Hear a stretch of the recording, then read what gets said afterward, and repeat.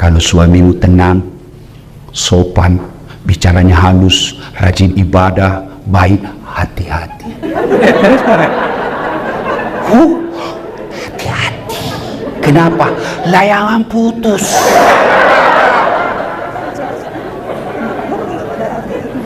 Berarti begitu ibu mulai ada oh iya, itu kepala dinas itu begitu. Kau tahu sinetron tadi malam, jelek betul sifatnya. Ribut seperti itu. Langsung orang jadi korban.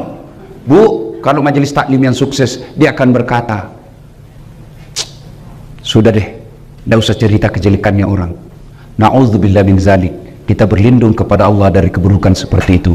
Belum tentu suami kita lebih baik dari suami dia. Hanya Allah saja masih tutup aib dan keburukan aib suami kita. Itu baru majelis taklim yang baik. Ini tidak, biar bukan urusannya mau dicampuri.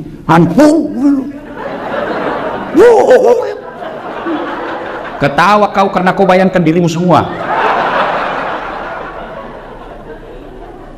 Bu, yang suka ikut campur urusannya orang, itu nanti takdirnya hidupnya seperti tauge. Tahu tauge? Coba lihat tauge. Suka ikut campur tuh? Gado-gado ada. Tahu isi ada. Pecel ada. Soto ada. Karena dia suka ikut campur, Allah takdirkan bengkok. Maka kalau ada di kantor ini, di majelis taklim kumpul gosip, teriaki, pagi-pagi toge nih Satu, yang bisa memutuskan tali persaudaraan kita, ghibah. Dan itulah yang Nabi katakan, sittatu asya'in tuhbitul amal. Ada 6 sifat yang menghancurkan amalmu. Satu diantaranya, al-istighalu bi'uyubil khalqi, toge. Berhenti cerita kejelekan orang. Yang kedua, penyebab putusnya persaudaraan apa? Sangka buruk. Lewat, wah, kayak tidak kenal aja, mentang-mentang sudah jadi istri wagub, dulu waktu mau dipilih senyum kiri kanan. Bukan sombong, beliau lagi buru-buru mau ke toilet. Itu namanya sangka baik. Masa dia jawab WhatsApp saya? Dulu setiap saat jawab, sekarang tidak pernah lagi dijawab. Tertimbun WhatsAppnya ibu, sangka baik. Ibu-ibu, jangankan mengolah kantor begini, rumah tangga aja pasti kacau kalau suami istri sangka buruk. Kenapa ya? Itu tiba-tiba dilantik, padahal dia baru 4 tahun jadi pegawai. Saya sudah 18 tahun tidak diangkat. Betul bapak, 18 tahun tapi otaknya Pentium 1. Lambat loading, prosesornya sudah tua. Bikin surat, siapa wali? Sudah pak, tinggal diteken. Belum sudah namanya itu dong. Ini betul 4 tahun tapi otaknya Pentium 4. Cepat loading. 1 kali penjelasan, siapa? Belum ditanya, sudah selesai. Itu sangka baik. Ibu-ibu, sangka baik sama suami. Jangan selalu periksa HP-nya. Kok kira yang cari nafkah? Darah. Ada juga perempuan kayak suaminya kayak tahanan politik. Baru pulang, mana HP-mu? Dengar ini. Ada 4 penghuni api neraka. Satu diantaranya istri yang suka memaki suaminya. Itu hadis Nabi loh. Ada 3 golongan orang yang tidak diterima amal ibadahnya. Satu diantaranya istri yang durhaka sama suaminya. Ada yang tanya, bagaimana kalau suami durhaka sama istri? Tidak ada dalam hadis.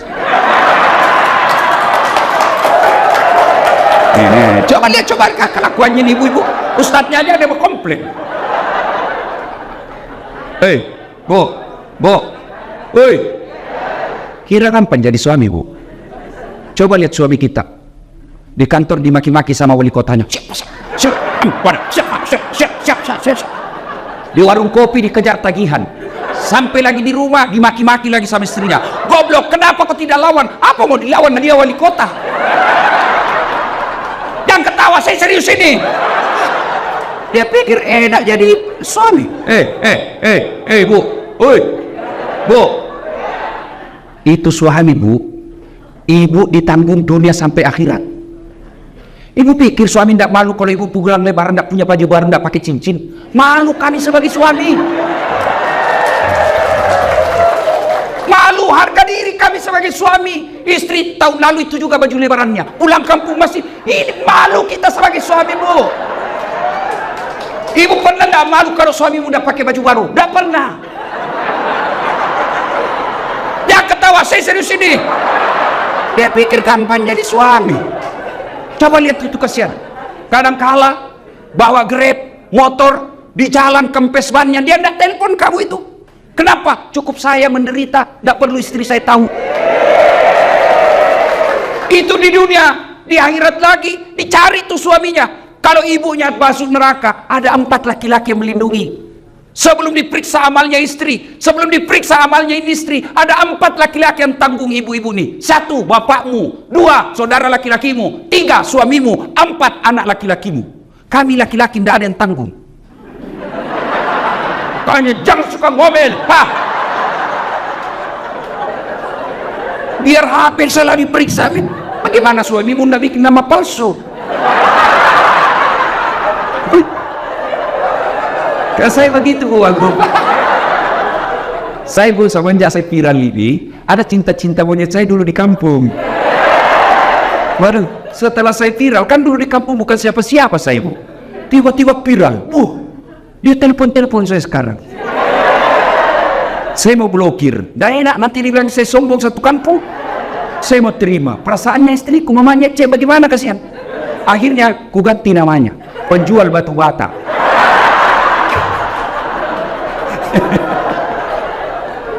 Suatu ketika saya lagi nonton sepak bola, tiba-tiba bunyi telepon. Istriku berteriak, mamanya cek, "Ustaz, penjual batu bata." Batu terpaksa saya tidak boleh panik. Kalau panik ketahuan. Santai aja, jangan sayang, tidak usah angkat tagihan itu. Perempuan kapan takut kalau bicara tagihan? Aman saya, Pak. Suatu ketika saya pulang ceramah, haus selesai ya, mau minum teh. Sayangku, minum teh. Saya lagi ajar anak ngaji, saya lagi ajar ngaji. Oke, saya bikin lah. Mana gula? Dia bilang ada di situ, di toples ada semua namanya ditulis. Saya ambil lah, tulis toples gula. Saya ambil. Begitu saya minum, kenapa asin? Saya pergi lihat, isinya garam. Saya pergi komplain sama istriku, ini kok tulis gula baru isinya garam. Dia bilang HP-mu juga lain kok tulis lain isinya. Salatullah salamullah ala toha rasulillah. Salatullah salamullah ala yasin. Alhamdulillah. Jadi jangan sangka buruk. Masa suami yang carikan nafkah, yang belikan baju, yang nyicilkan mobil, yang nyicilkan rumah, masa ibu juga kayak terus?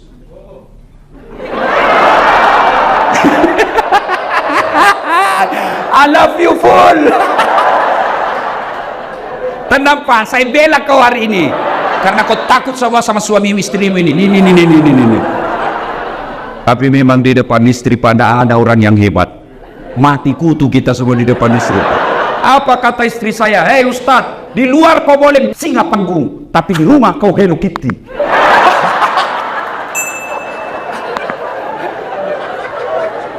Bu, telepon suami. Kok tidak dijawab? Oh, suamiku lagi sholat duha. Tenang perasaan. Telepon lagi jam 12, kok belum dijawab? Oh, berarti lagi sholat berjamaah. Tenang perasaan. Telepon jam 2, belum dijawab. Oh, berarti suamiku lagi meeting sama wali kota. Telepon lagi, tidak dijawab. Oh, mungkin HP-nya dilupa di mobil. Tiba-tiba masuk WhatsApp. Saya lihat suamimu bonceng cewek, cantik betul. Oh, berarti suamiku lagi nge-Grab. Tenang perasaan. Iya tuh, Bu. Bu. Hei. Apa enaknya sangka buruk sama suami? Sebutkan. Apa? Capek. Apa enaknya sangka buruk? Stres. Kalau kau sangka buruk, apa yang kau dapat? Sengsara kan? Coba kalau sangka baik. Kenapa? dosanya dia ibu tidak tanggung. Dia selingkuh, tidak ada urusan. Saya tidak tahan Ustaz, bukan dengan mempermalukannya di medsos. Tak kusangka kau begitu. Andai ku tahu begini, aku tidak menerima lamaranmu. Apalagi tidak nasoduk punya anak 2. Maka lebih baik apa? Kau tanggung dosamu.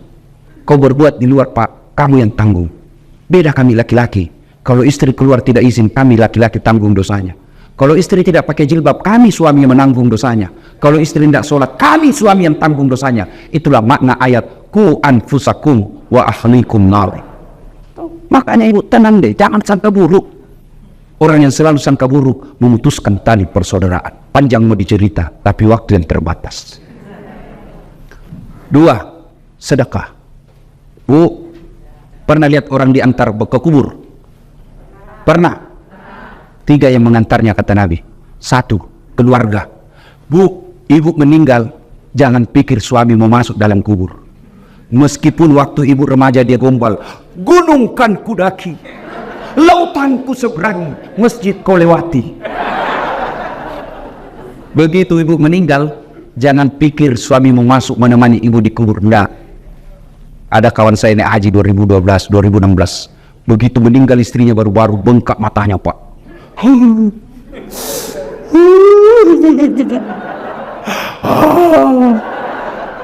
Saya bilang hebat betul ini Bapak. Biasanya kalau laki-laki meninggal istrinya sih menangis, tapi tidak sampai mengau-ngau. Sabar Pak, separuh jiwaku hilang Ustaz. Rasanya tidak bisa kulanjutkan hidupku. Sabar Pak, innalillahi. Belum setengah tahun Bu. Saya pergi jogging, tahu kan lapangan Karebosi di Makassar. Saya lagi jogging, ketemu saya sama itu teman saya. Di sampingnya ada perempuan, putih, muda, panjang rambutnya. Saya tanya, Haji, siapa? Siapa Haji?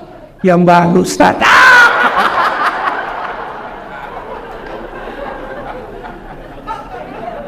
Yang kedua mengantar ibu ketika meninggal.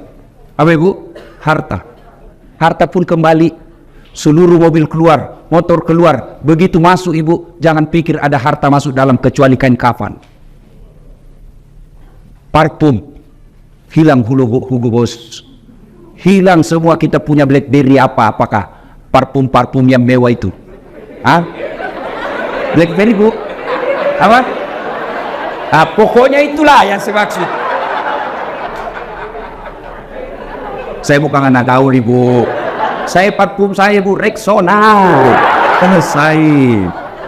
Ibu-ibu sekarang ini dibodoh-bodohi sama mode. Sabunnya aja 3 macam. Lain labu wajahnya, sabun wajah, lain labu ketek, lain labu ini. Kasih setengah mati suami cari uang. Saya sabun colek. Selesai.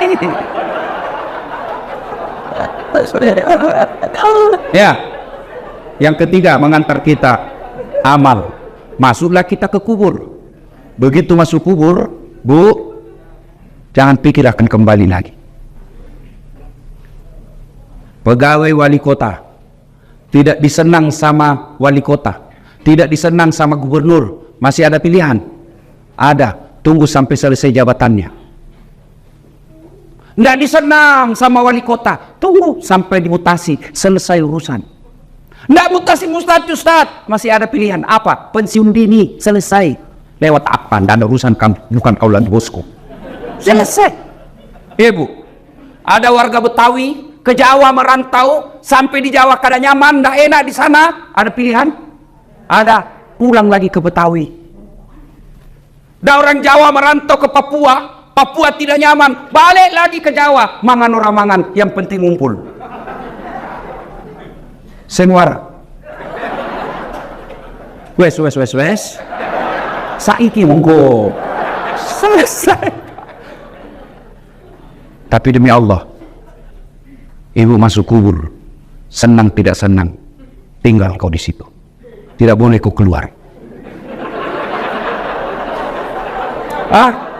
Ternyata sudah masuk kubur. Tidak nyaman, keluar dulu deh. Ibu pun kalau keluar lari satu komplek. Tidak ada yang mau dekat sama ibu. Ketika sudah masuk dalam kubur, 3 aja yang bisa menolongmu, kata Nabi. Satu di antaranya, sedekahun jariyah, sedekah. Mohon maaf, matur nuhun. Nih bu, jinji, yang di depan ini, yang banyak emas berliannya, tuh saya lihat cincin-cincinnya bu. Jam tangan ibu aku. Kalau meninggal siapa yang pakai perhiasan ibu? Anak, bukan, istri kedua. Ya pasti kawin lagi lah suamimu. Didengarlah ceramah saya, ini istriku, mamanya cek di rumah. Ustadz, itu saya dengar ceramah, kalau meninggal kawin lagi. Jadi kalau saya meninggal Ustadz kawin lagi. Saya bilang, di sini kau sayangku. Ku peluk dia sambil ku jelaskan. Ku dengar baik-baik sayangku ya, engkau permata hatiku. Jangankan kau mati, kau masih hidup saja saya selalu berpikir kawin lagi. Apalagi kalau kau sudah mati. Daripada ibu-ibu itu emas berlian dinikmati orang istri kedua, mending ibu kirim ke kubur sekarang. Sedekah. Dan enaknya menjadi istri wali kota, istri sekda, istri wagub, meskipun palsu tetap orang bilang asli. Iya toh, kalau ibu wagub pakai pasti orang bilang asli dong, padahal belinya di Tanah Abang. Iya, maka keliru orang kaya. Kalau saya kaya, mending saya pakai yang palsu, orang pasti tahu asli. Tapi kita orang miskin, biar sudah asli orang bilang dari mana kau dapat. Ibu, ibu, suami mulai lain-lain, mulai ibu curiga. Kenapa ya ini suami saya selama ini tidak pernah pakai parfum? Setiap mau keluar sekarang cari parfum. Kalau tidak ada parfum dia cari pengaruh ruangan. Itu 50% ibu wajib curigai. Kenapa ya? Setiap terima SMS selalu masuk toilet. 70% itu ada masalah. Daripada ibu curhat di medsos, cerita ke tetangga, cerita ke majelis taklim, cerita ke ibu PKK, mereka demi Allah tidak mampu memberikan menyelesaikan masalah. Lebih-lebih curhat kepada Allah. Doa namanya dalam sholat hajat. Ibu menangis di hadapan Allah. Tapi saya tidak tahu baca doanya Ustaz. Doa bukan membaca, doa bukan menghafal, doa itu curhat. Bahasa Arab bukan, bahasa Belanda boleh, bahasa Betawi silakan, bahasa Inggris kalau kau tahu. Bahkan boleh pakai bahasa isyarat.